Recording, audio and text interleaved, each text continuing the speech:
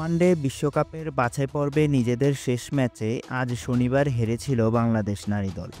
তবে হেরে গিয়েও নিগার সুলতানা জ্যোতিরাজ ছিটকে যায়নি বিশ্বকাপের দৌড় থেকে।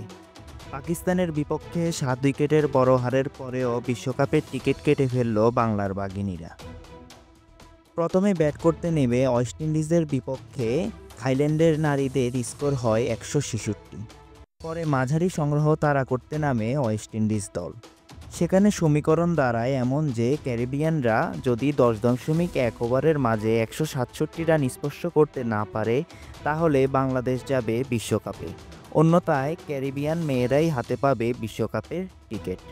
ম্যাচের 11তম ওভারে পঞ্চম বলে 4 এবং ষষ্ঠ বলে ছক্কা হলেই কেবল বিশ্বকাপে যেত ওয়েস্ট ইন্ডিজ। কিন্তু সরাসরি 6 আগানোর ফলে ম্যাচ জিতলেও সেটা আর ওয়েস্ট ইন্ডিজ নারীদের পক্ষে থাকেনি। নেট রান রেটে এগিয়ে থেকে বাংলাদেশ চলে গেল নারী বিশ্বকাপের মূল পর্বে।